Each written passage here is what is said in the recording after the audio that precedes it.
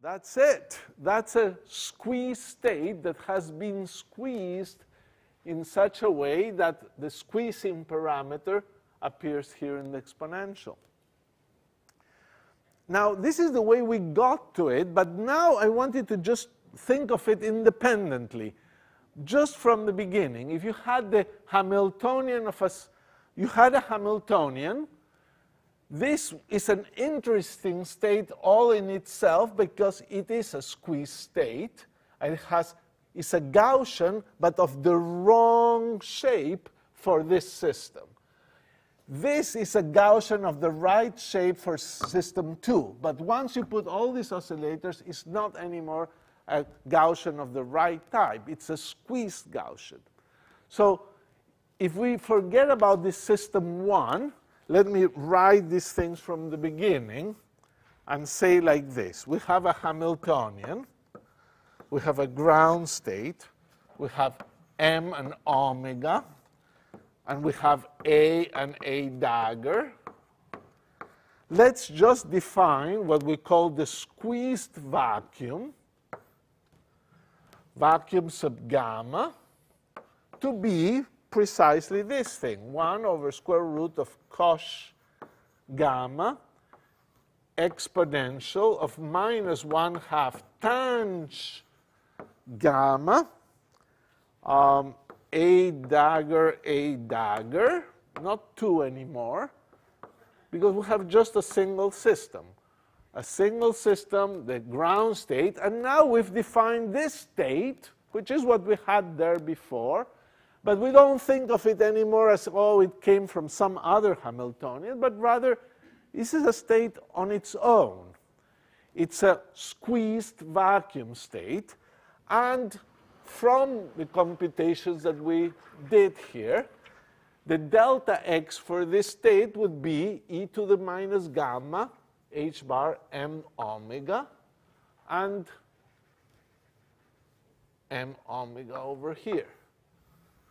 So these are this, and you don't need to know what gamma is. That's a number that somebody chose for you. Any number that you want is gamma, and therefore you use it to squeeze the state. And that's what you've achieved. So you have a Hamiltonian of a harmonic oscillator. You can construct the vacuum. You know how to construct coherent states by acting on the vacuum. Now you know how to construct squeeze states, states in which the expectation values do those things.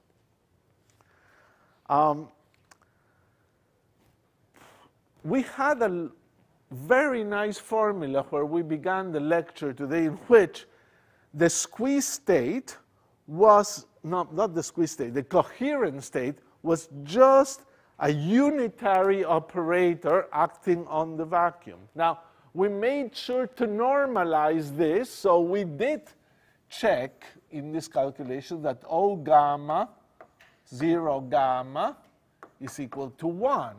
So this thing must come from the action of some unitary operator acting on the vacuum. Which is that unitary operator that acts on the vacuum and gives you that? Not so easy to find. All the computations here are a little challenging, as you've seen, but here is the answer. Cosh gamma e to the exponential of minus 1/2 tanh gamma A dagger should be something like an e to the what? Should be something like e to the A dagger minus AA acting on the vacuum. Why? Because certainly the AAs are going to disappear. And you're going to get products of these ones squared. And this is anti-Hermitian, so that operator is unitary. So, but I now must put the gamma somewhere there. So what should I put as here in order to get that to work?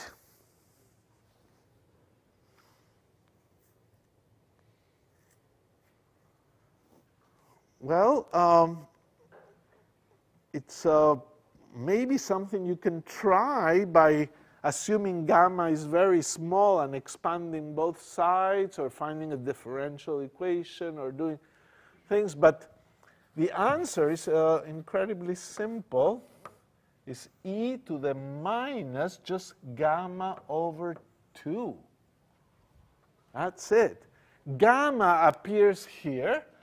And by the time you reorder this quadratic form, you see, what you have to do here is expand. And then you have powers of this. And then you have to bring all the annihilators to the right and kill them. And then you have a power series in squares of this thing. That will reassemble into this exponential. It's almost a miracle that something like that could happen. But it does happen. And it's a very interesting calculation, actually, to do that. We don't do it in the course. I may post some pages that I did once this computation. And that is a nice operator. We call it the squeezing operator. So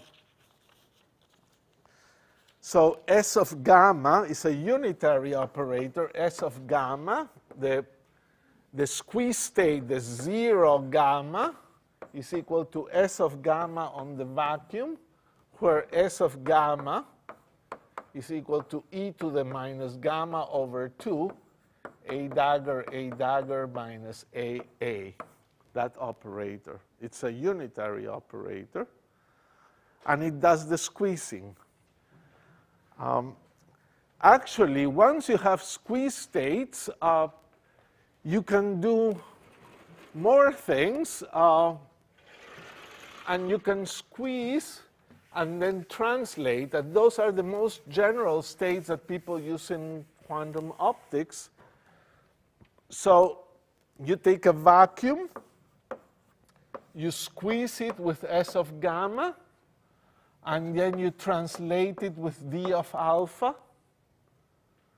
And this is the state alpha gamma, squeeze factor, translation factor.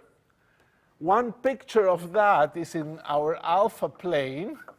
You take the vacuum, that is some spherical ball here in the x expectation value, p expectation value. You squeeze it. You might decide, you know, I don't want to have too much delta x. So you squeeze it and you produce something like this. That's a squeezed vacuum. This is by the time you apply this. And then you do the alpha, and you translate it out. And this state is now going to start rotating and doing all kinds of motions. So it's pretty practical stuff. Actually, some of you are taking junior lab, and the person that works a lot there in junior lab is Nergis Mavalvala, and she does gravity wave detection. And squeeze states has been exactly what she's been working. In order to minimize displacements in the gravity wave detectors, they have a squeezed vacuum state injected into the detector to make the mirror, the harmonic oscillator that represents the mirror, stabilize its uncertainty in position to the maximum possible. It's a whole fabulous technique that people use with those squeeze states.